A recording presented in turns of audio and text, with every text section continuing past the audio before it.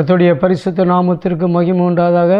இந்த நாளில் ஆண்டோடைய சமூகத்தில் காத்திருந்து கிராஸ் டிவிக்கு முன்பதாக இருக்கிற பெரியோர்களுக்கும் சகோதர சகோதரிகளும் சிறு பிள்ளைகளுக்கும் மீண்டும் வருகிற ஆண்டவராய் இயேசு கிறிஸ்துவின் நாமத்தில் நாங்கள் இந்த ராத்திரி வேளையில் நன்றியை தெரிவித்துக் கொள்கிறோம். கடந்த நாள் வாரம் கேட்ட சத்தியம் உங்கள் வாழ்க்கைக்கு வெளிச்சமாக இருந்திருக்கு. அதனால தான் நீங்கள் ஃபோன் கால் பண்ணினீங்க. உங்களுக்காக நாங்கள் ஜெபிக்கிறோம். எங்களுடைய ஜெபக்குழு உங்களுக்காக ஜெபிக்கும். எந்த விஷயங்களை சொன்னாலும் உங்களுடைய ஜெபக்குழு உங்களுக்காக ஒவ்வொரு விஷயங்களையும் ஜெபித்து நாங்கள் பதில் போடுகிறோம். அது உங்களுக்கு ஒரு ஆசீர்வாதமாக இருந்திருக்கும். மீண்டும் ஆண்டவராய் இயேசு கிறிஸ்துவின் நாமத்தில் மறுபடியுமா இந்த வாரத்தில் உடைய முகங்கள் காண முடியலைனாலும் டிவியில் தேவனுடைய வார்த்தைகளை கேட்கும்படியா இப்படி ஒரு ஸ்நாக்கியத்தை தேவன் நமக்கு செய்ததுக்காக நன்றி செலுத்துகிறோம். வாசிக்கலாம். மத்தேயு எழுதின சுவிசேஷம் 19வது அதிகாரத்தில் 27. அப்பொழுது பேதுரு அவரை நோக்கி, இதோ நாங்கள் எல்லாவற்றையும் விட்டு உம்மை பின்பற்றினோமே, எங்களுக்கு என்ன கிடைக்கும் என்றார். இங்கு நம்ம பார்க்கும்பொழுது பேதுரு ஆண்டவர்கிட்ட ஒரு கேள்வி கேட்குறார். ஆண்டவரே, நாங்கள் எல்லாமே விட்டுட்டு உங்கள் பின்னாடி வாரோம், எங்களுக்கு என்ன கிடைக்கும்? இது ஒரு நல்ல கேள்வி. எத்தனை பேர் இன்றைக்கி ஸ்தோத்திரம், பலரும் நம்ம சர்ச்சுக்கு ஜெபம் பண்ணி போகிறோம், எல்லாமே விட்டுட்டு சொந்த பந்தங்கள்லாம் விட்டு வந்துட்டோம், குடும்பத்தை விட்டாச்சு, எல்லாமே விட்டுட்டோம். இப்போ நமக்கு யாருமே இல்லை. அப்போது நம்மளோட சரி, நமக்கு யார் நமக்கு உண்டு? எல்லாம் கர்த்தரை நம்பி வந்துட்டோம். பிள்ளையோடைய திருமண காரியம் சொந்த பந்தத்தில் போக முடியாது. சிலப்போ நமக்கு நல்லது கெட்டதுக்கு யாரும் வர மாட்டாங்க. இப்போ இந்த ஆண்டவரை நம்பி நம்ம போகிறோம், நமக்கு என்ன கிடைக்கும்? இந்த மத்தேயு எழுதும்போது தெளிவாக தான் பேதுருவை குறித்து அவர் எழுதுகிறார். ஏன்னா இந்த பேதுருக்கு அதுக்கு முன்னாடி வாசிக்கும்போது ஒரு வாலிபன் வந்து அவங்ககிட்ட இருந்த ஆஸ்திகள் எல்லாம் விற்று கொடுக்க சொல்லும்போது அவன் என்ன செய்யலை? ஆண்டவர், நான் எல்லா சத்தியமும் நான் கேட்டிருக்கேன், அப்போ என்னை விட்டு ஏழைகளுக்கு கொடுக்க சொல்லும்போது அவனால் முடியலை. அப்போ அவன் இயேசுவிடத்தில் வந்துட்டு மன கிளேசத்தோடு மன பாரத்தோடு கூட போகிறத பார்க்குறான். இன்னும் நீங்கள் மார்க்கில் 10வது அதிகாரத்தில் நீங்கள் எடுக்கும்போது பார்த்தீங்கன்னா, அங்கே ஒரு ஐஸ்வர்யன் வந்து என்ன செய்தான்? எல்லாம் விற்றுட்டு ஏழைகளுக்கு கொடுக்க சொல்லும்போது அவன் கொடுக்க மாட்டான். அவனும் சோர்வு போகிறான். என்னடா, இயேசுவிடத்தில் வந்தவங்க எல்லாம் வந்துட்டு போகும்போது ரொம்ப மன கிளேசத்தோடு கூட போகிறாங்களே, அப்போ நமக்கும் இப்படி தான் இருக்குமோ? ஏன்னா நம்மளும் எல்லாம் விட்டுட்டு ஆண்டவரை பின்னாடி வந்தோம், இவங்களும் ஆண்டவரை பின்னாடி வந்துட்டு திரும்பி போகும்போது ஒரு பாரத்தோடு கூட போகிறாங்க. இன்றைக்கு பாரங்கள் அநேகருடைய ஜீவிதத்தில் வாழ்க்கையில் இருக்கு. இன்றைக்கி உத்தரத்திலிருந்து எடுக்கணும், கச்சத்திலிருந்து விடவும் கூடாது.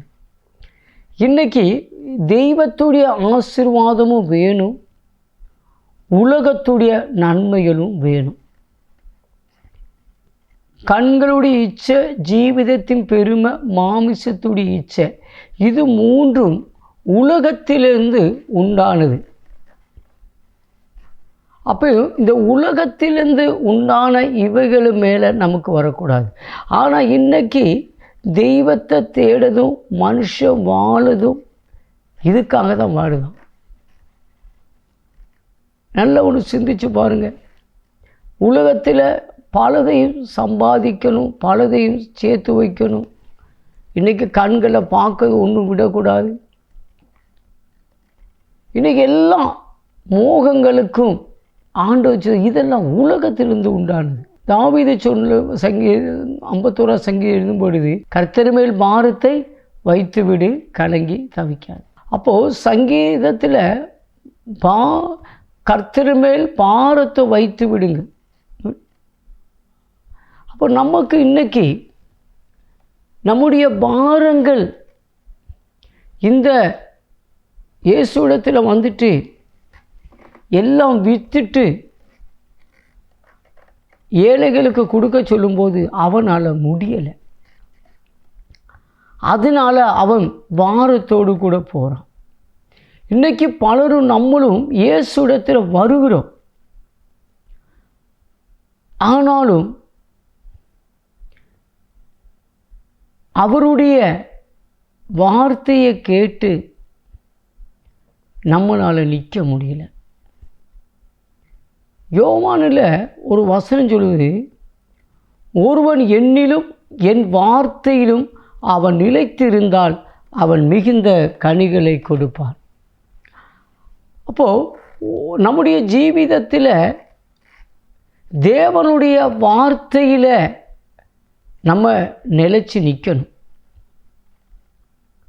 ஆண்டவர் சொன்ன வார்த்தைக்கு ஐஸ்வர்யனால் கீழ்ப்படிய முடியலை. ஏன்னா இன்றைக்கி ரட்சிப்பு, அந்த ரட்சை நமக்கு நம்முடைய ஜடத்தில் மாமிசத்துக்குரிய அநேகத்தில் நமக்கு ரட்சிப்பு உண்டாகும். மத்தேயு எழுதின வாசிக்கும் பொழுது ரட்சிக்கப்பட்டிருக்கிறோம், ஆனால் முடிவு வரிந்த ரட்சிக்கப்பட்டிருப்பவன் அவன் நிலைத்திருப்பான். அப்போ முடிவு பரியந்தம் ஒரு மனுஷன் ரட்சிக்கப்பட்டிருக்கணும்னா அவனுடைய ரட்சிப்பு அவனுடைய ஜீவிதத்தில் அனுதினமும் அவனுடைய ரட்சிப்பு இருக்குது. நம்ம எதில் இப்போ இவனுக்கு இந்த ஐஸ்வர்யனுக்கு என்ன ஆச்சுன்னா அவனால் என்ன செய்ய முடியல, அவனுக்கு விட்டு கொடுக்கக்கூடிய அந்த ரட்சிப்பு அவன் அனுபவிக்க முடியலை.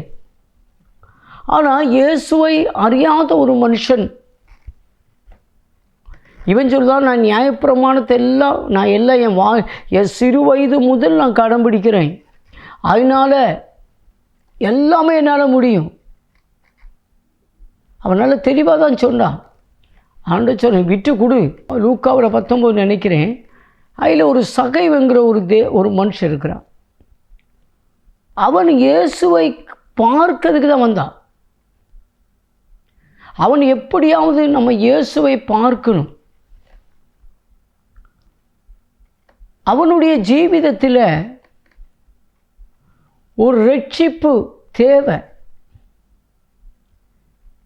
அவன் பாவை. அப்போ எல்லாரும் சிஷ்யர்கள் மற்றவங்க எல்லாம் சொல்கிறாங்க, இவன் அநியாயமாக வட்டிக்கு வாங்க, இவன் அநியாயமான மோசம். ஆனால் இங்கே ஒரு நீதிமானாக இருக்கிறான், இவனுடைய ரகசியத்தை வெளியில் தெரியலை. ஆனால் சகையுடைய ரகசியம் வெளியே தெரியுது. இவன் வெளித்தோட்டத்தில் ஒரு ரட்சிப்பு அடைஞ்ச அனுபவத்திலையும் அவனை வெளித்தோட்டத்தில் காணும்போது அவன் ஞாயிற்றுக்கிழமை ஆராதனைக்கு போகிறான். ஞாயிற்றுக்கிழமைன்னு சொல்லும்போது தெய்வத்தை தேட எல்லாம் செய்கிறாப்புல. ஆனால் அந்த உலகத்துடைய மோகங்களில் விட்டு அவனை விட முடியலை, அவன் ரட்சிப்பு அடைய முடியலை. ஆனால் இவன் வெளிரங்கமாய் சகைவு தோற்றத்தில் அவன் வெளிரங்கமான தோற்றத்தில் அவன் பாவியாக இருந்தால் கூட இயேசு அவனிடத்தில் வரும்பொழுது சகைவன் இறங்கி வானா உன் வீட்டுக்கு இல்லை தங்குறன்னு சொல்லுவார். அப்போ அந்த வீட்டுக்கு போகும்பொழுது அவன் தன்னுடைய ஜீவிதத்தில் வாங்கினதுக்கு 4 இரட்டியாக அவன் திரும்ப கொடுக்குறான். இங்கே ஒரு ஐஸ்வர்யன் என்ன செய்தான், நான் நல்ல எல்லாம் என் சிறு வயது தொட்டு நான் நியாயப்பிரமாணத்தை கற்றுக்கொள்ளுதேன், நான் எல்லாவற்றிலும் நேர்மையாக இருக்கிற ஆண்டு சொன்னார், நீ வெற்றியை கொடு. அப்போ ஐஸ்வர்யம் ரட்சிக்கப்படுவது அரிய செயல். அப்போ ஒரு ரட்சிப்பை இன்னைக்கு மனுஷனுக்கு ரட்சிப்பு தேவையில்லை, ஆசீர்வாதம் தேவை. ஆனால் சகைவு தன்னுடைய ஜீவிதத்தில் ஒரு ரட்சிப்பை கேட்குறான். பைபிள் சொல்லுது, இழந்து போன தேடவும் ரட்சிக்கவும் மனுஷகுமாரன் உலகத்துக்கு வந்தான். அப்போ இயேசு இந்த உலகத்துக்கு வந்தது ஒரு ரட்சிப்பை கொடுக்க வந்தார். அவர் ஆசீர்வாதங்களை கொடுக்கிறதுக்கு அல்ல, ரட்சிப்பை கொடுக்க வந்தார். ஏன்னா இந்த மண் கூடாரத்துக்கு ஒரு ரட்சிப்பு தேவை. ஏன்னா தேவன் பரிசுத்தராய் இருக்கிறது போல நீங்களும் பரிசுத்தராய் இருங்க. அவர் சொன்ன, நான் போகிறேன், திரும்ப நான் உங்களை கூட்டிகிட்டு போகிறேன்.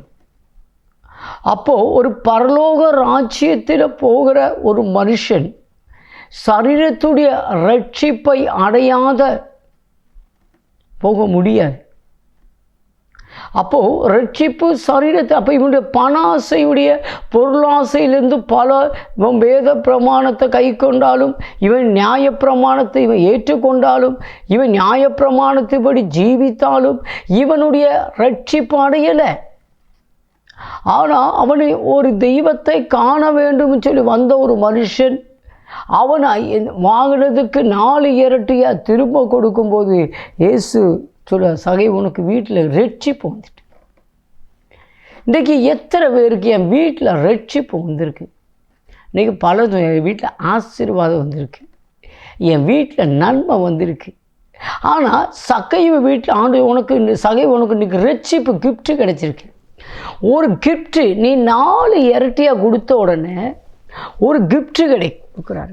என்ன கிஃப்ட்டு கொடுக்குறாருன்னா ரட்சிப்பை கொடுக்குறார். இந்த ராத்திரி வேளையில் எனக்கு என்னை நேசிக்கிற தேவ பிள்ளைகளே, உங்கள் வாழ்க்கையில் கிடைக்க வேண்டியது என்னென்னா ஒரு ரட்சிப்பு தேவை. ஏன்னா காலம் கடைசி காலத்துக்குள்ளே நம்ம வந்திருக்கிறோம். எனக்கு இந்த வருஷம் ஆண்டவர் சொன்னார் பஞ்சங்கள் உண்டாகும் சொன்னார். எனக்கு ஒன்றாவது என்னடா இப்போ கடந்த நாட்கள் பார்க்கும்போது ஆண்டோடைய வருகை அது சீக்கிரம். எவ்வளோ 2-3 காரியம் இதோடு என்னோடு கூட 1ஆம் தேதி ஆண்டவர் 31ஆம் தேதி பேசின காரியங்கள் நிறைவேறிக்கிட்டு இருக்கு. அப்போது கர்த்தருடைய கடைசி காலம் இன்றைக்கு நம்ம வந்து நிற்கிறோம். ஒரு எண்டு ஆரம்பம். அப்போது நம்முடைய ரட்சிப்பு சகைவுடைய வீட்டில் ரட்சிப்பு அடையிறதுக்கு சகைவு தன்னுடைய ஜீவிதத்தில் தெய்வத்துக்கு ஒரு பரிசுத்தமான அவருடைய பாதம் என் வீட்டில் வர்றதுக்கு முன்பதாய் நான் செய்த எல்லாவற்றையும் நான் 4 இரட்டியாக கொடுக்குறேன். இன்றைக்கு எத்தனை பேருடைய ஜீவிதத்தில் ஒரு ரட்சிப்பு? இன்றைக்கி பலரும் மதுபானம் குடிச்சிருப்பாங்க, அவங்கள தலையில் கை வச்சு நீ ஆசீர்வாதமாக இருப்பார். ரட்சிப்பு கிடைக்கிறத காட்டிலும் ஆசீர்வாதம்.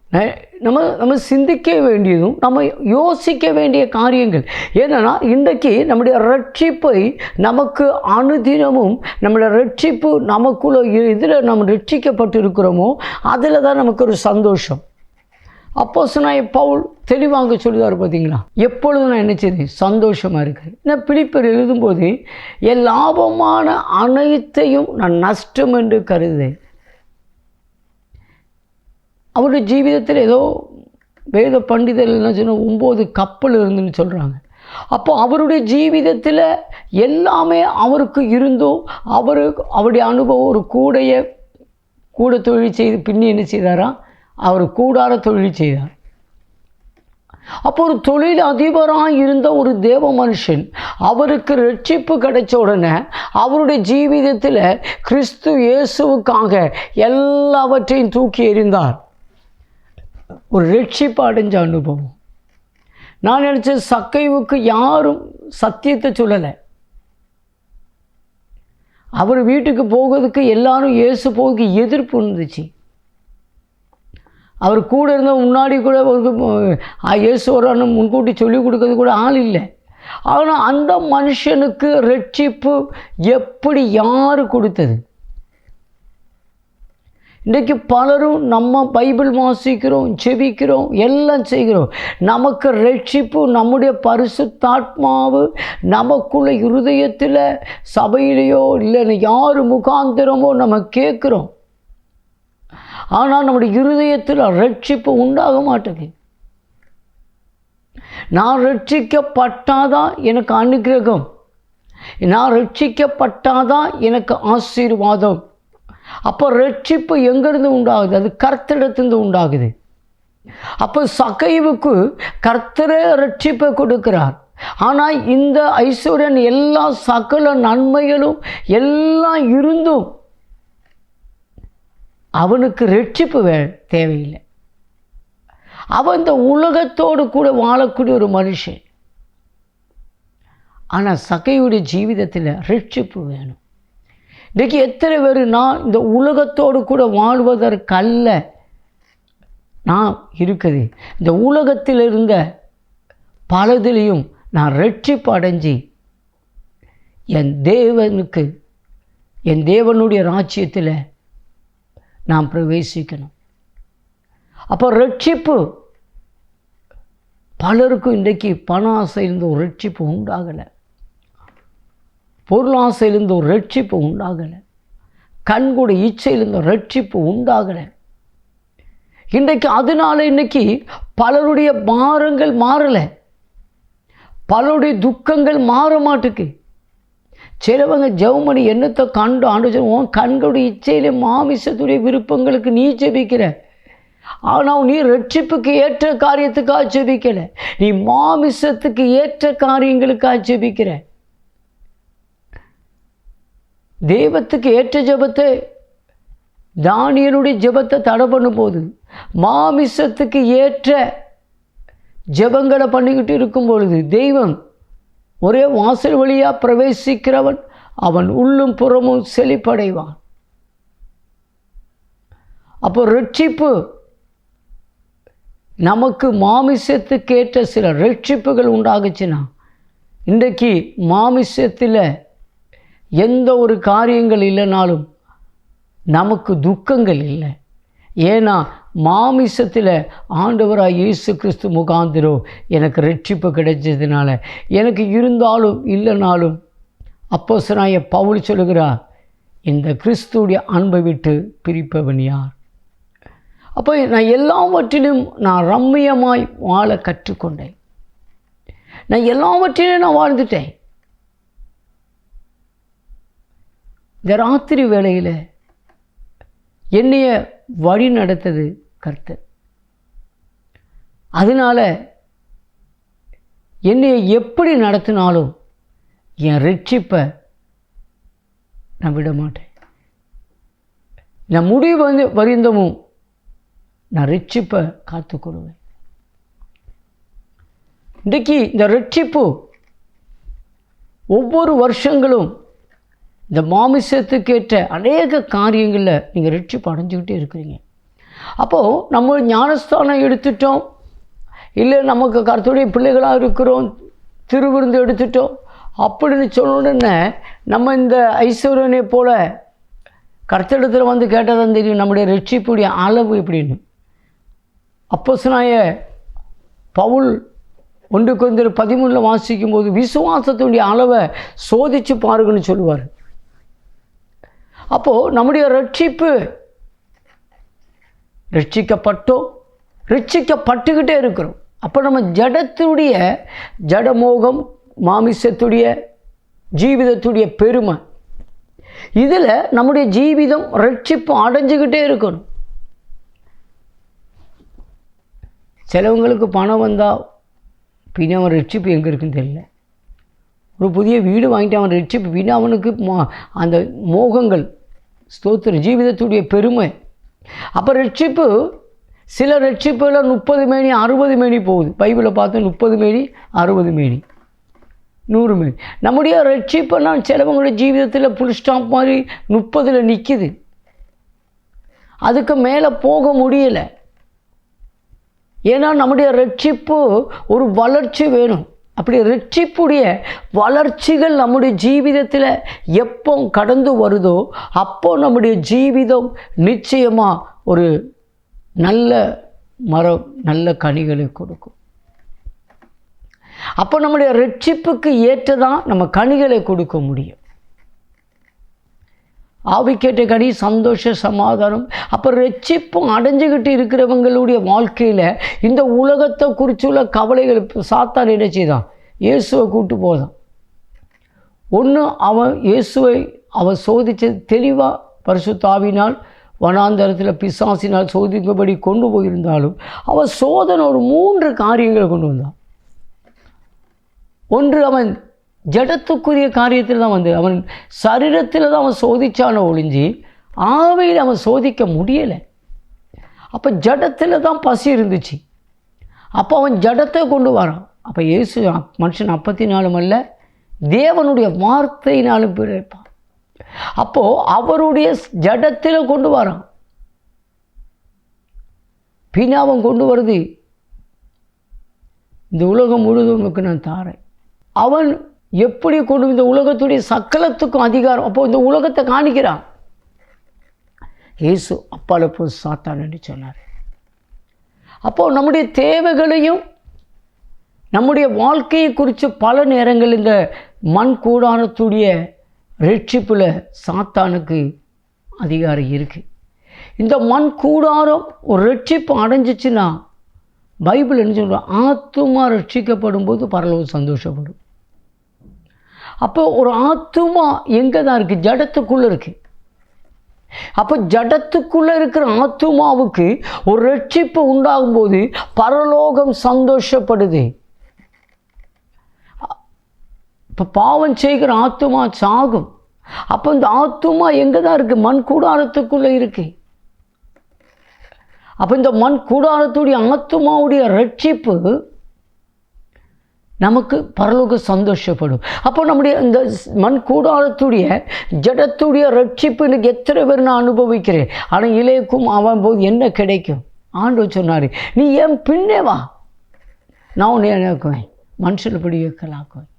நீ உன் வலையை கிளியத்தக்கதாக மீனெல்லாம் விட்டுட்டு நீ வந்துரு. ரெண்டாவது ஆண்டவர் சொன்னார், இவர் ஒரு வாக்குத்தத்தம் கிடைக்கு. மாமிசமும் ரட்சிக்கப்பட்டவனுக்கு பின்னே வந்தவன் ரட்சிக்கப்பட்டவனுக்கு என்ன வெளிப்பட்டு ஆரம்பிச்சது? இவர் ஜீவனுள்ள குமாரன். ரட்சிப்பு அடைஞ்சவன் தெய்வத்தை குறித்து நல்லா தெரியும். அப்போ ஆண்டவர் சொன்ன, நான் உன்னை நினச்சுவேன், இந்த கல்லின் மேலே சபையை கட்டுவேன், பாதாளம் உன்னை மேற்கொள்ளாது. பாதாளத்துடைய திறவுகோலை எவைகளை கட்ட அவிழ்க்கக்கூடிய சாவியையும் இவருக்கு வாக்குத்தத்தம் உள்ள இருக்குது. இவன் தான் சொல்லுவான், எனக்கு என்ன கிடைக்கும்? ஸ்தோத்திரம். இன்றைக்கு பலரும் பிசாசுடைய அந்தகார லோகாதிபதியை கட்டுறதுக்கும் மனுஷன் தெய்வத்தோடு கூட ஜனங்களை கொண்டு வர்றதுக்கும் அநேக ஜனங்களை சிஷ்யராக்கும் தேவனுடைய ராஜ்யத்தை கட்டி எழுப்பதுக்குள்ள வாக்குத்தத்தம் உள்ள நமக்கு ஆண்டவர் சொன்னார், பழைய ஏற்பாட்டுடைய வாக்குத்தத்தம் ஒன்று புதிய ஏற்பாடு கொடுக்கல. புதிய ஏற்பாட்டில் என்ன ஒரு வாக்குத்தத்தம் கொடுக்கிறார்னா, தேவனுடைய ராஜ்யத்தையும் அவருடைய நீதியும் தேடுங்கள், இவைகளெல்லாம் உங்களுக்கு கூட கொடுக்கப்படும். அப்போ இந்த பூமியுடைய அநேக காரியங்களை கர்த்தர் உங்களுக்கு வாய்க்க பண்ணார். உங்கள் தாவீது சொன்னார், எனக்கு நன்மையும் கிருபையும் என்னைய பின்தொடரும் என்று சொன்னார். இந்த ராத்திரி வேளையில் என்னை நேசிக்கிற தேவ பிள்ளைகளே, உங்கள் வாழ்க்கையில் தெய்வத்துடைய நன்மையுடைய நீரோரவா உங்களுக்கு திறக்க வேண்டும் என்று சொன்னார். தேவனுடைய ராஜ்யத்தை நீதியும் தேடக்கூடிய என்ற சரீரத்துடைய ரட்சிப்பு எனக்கு வேண்டும். எனக்கு பல ஜீவிதத்தில் பொருளாதாரத்துக்கு மேலே இருக்கிற எனக்கு ஒரு ஆசையுடைய ரட்சிப்பு உண்டாகணும். என் மாமிச கண்களுடைய இச்சையிலுடைய ரட்சிப்பு எனக்கு உண்டா. எத்து பார்த்தாலும் எனக்கு தேவை இல்லை. அதுக்கு ரட்சிப்பு அடைஞ்சின இருக்கிறது உங்களுக்கு போதும். இருக்கிறதுல சந்தோஷப்படுங்க. சக்கை வெள்ளை எரிஞ்ச ரட்சிப்புக்காக இவர் ரட்சிப்பு வேண்டாம்னு எல்லாம் கொண்டு போகிறான். இன்றைக்கி நம்முடைய ஜீவிதத்தை பாருங்கள். இவன் சோர்ந்து போக காரணம், இவனுக்கு இந்த உலகத்தை விட முடியாது. ஆனால் சகைவோ ரட்சிப்புக்காக எல்லாம் விடுறதுக்கு இருந்தான். இன்றைக்கி ராத்திரி வேளையில் என்னுடைய ரட்சிப்பு ஆண்டவரே நாளுக்கு நாள் என் ரட்சிப்பு அடையணும். இன்றைக்கி வாழ்க்கையில் சந்தோஷம் குறைய காரணம், எனக்கு ஒரு சமாதானம் இல்லை, எனக்கு ஒரு நிறைவு இல்லை. கர்த்தரிடத்தில் வந்து பலது என்னால் விட முடியலை.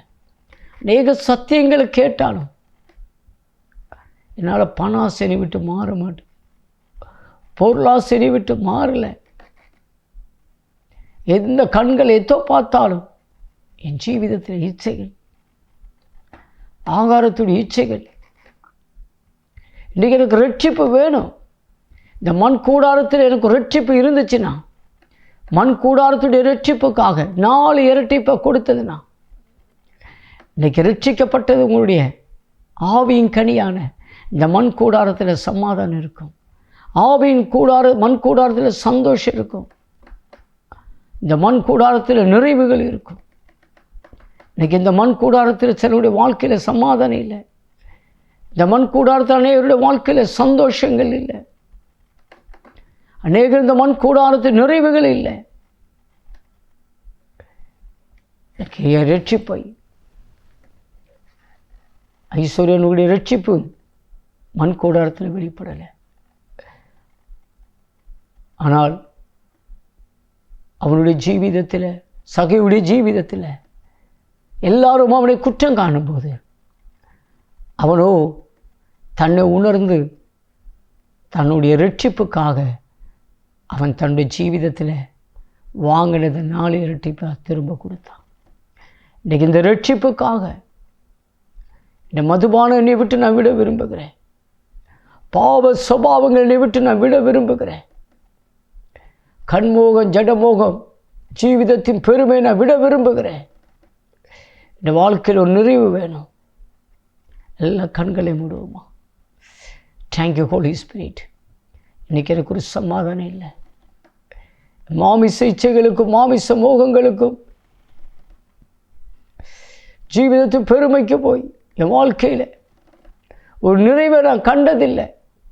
ஆண்டவரே, இன்றைக்கு நிறைவை காணும்படியா சகைவு தன்னுடைய ஜீவிதத்துடைய ரட்சிப்புக்காக எல்லாம் இழந்தது போல ஒரு கர்த்தருக்காக ஆண்டவரே, இந்த ரட்சிப்புக்காக என்னையே நான் இழக்க தயாராக இருக்கிறேன். ஷபா பாபா ஆண்டவருடைய வாழ்க்கையில் ஒரு சமாதானம் இல்லை.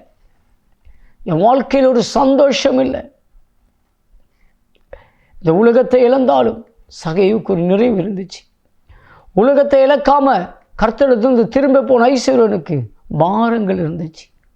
இன்றைக்கி சபையில் வந்து தெய்வத்தை ஆராதிக்கிற தேவ பிள்ளைகளே, இன்றைக்கி சபையில் சத்தியத்தை கேட்டு தெய்வத்தை தேடி அவருக்காக இழந்தீங்கன்னா உலகத்திலேயே அதில் சமாதானம் இருக்குது, அதில் ஒரு சந்தோஷம் இருக்குது. இன்றைக்கி எத்தனை பேர் சகையை போல தெய்வ சமூகத்தில் ரட்சிப்புக்காக நான் பலதை இழந்திருக்கிறேன். கர்த்தாவே, இந்த வார்த்தை முகாந்திரம் உடைய பிள்ளைகளுடைய ஜீவிதங்கள் ஒரு ரட்சிப்பை தேவன் கட்டளையிட்டதுக்காய் ஸ்தோத்திரம். ஒரு சமாதானத்தை தேவன் கட்டளையிட்டதுக்காய் ஸ்தோத்திரம். ஒரு நிறைவை கட்டளையிட்டதுக்காய் ஸ்தோத்திரம். நன்மையும் கிருபையும் ஆண்டவரே உடைய பிள்ளைகளுக்கு நேரே தேவன் கட்டவிழ்த்ததுக்காய் ஸ்தோத்திரம். அனுகிரகிச்சதுக்காய் ஸ்தோத்திரம். இயேசுவின் நாமத்திலே ஜெபிக்கிறோம் நல்ல பிதாவே.